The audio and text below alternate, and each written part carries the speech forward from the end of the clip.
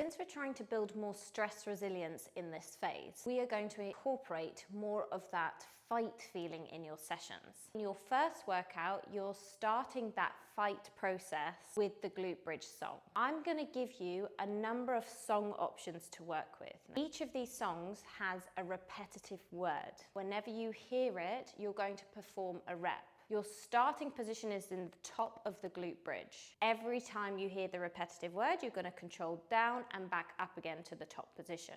Throughout the song, it's going to get tougher and tougher, and you're trying to create as much tension in your glutes, your glute max specifically, as you can. Work with that fight breath. Start with in through the nose, out through the mouth. Obviously match that breath to your reps, but throughout the isometric hold at the top of the glutes as well. As the song progresses, I then want you to go into that inhale through the nose with a long exhale through the mouth.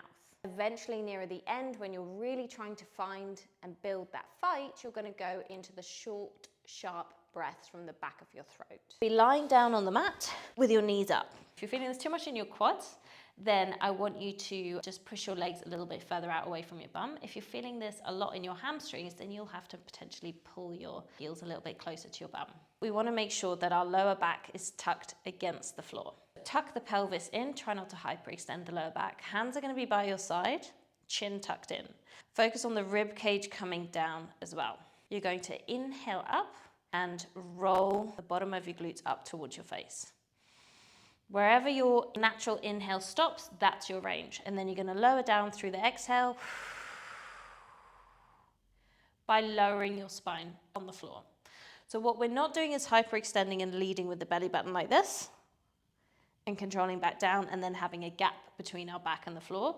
We're actually trying to do more of a rolling effect where we keep the tension in our glutes. I want you to make sure that you're really, really feeling this in your glute max. So that's that big glute muscle across here. If you're struggling to feel it, feeling it more on the outside, or you're just not feeling it at all, I want you to also incorporate the feet spread. So imagine you're standing on a piece of paper and you're trying to spread your heels out away from each other. You should feel like your toes almost want to come in as the heels come out. Spreading out as you're holding the tension, feeling the glutes engaging in that isometric position, and then when you rep, you just want to hold on to that tension. If you were to use a dumbbell, just place the dumbbell on your hips and have your hands against the dumbbell. As you control up, you can just lightly push the weight up onto your legs to make sure that it feels reasonably comfortable, and then you're going to lower back down again.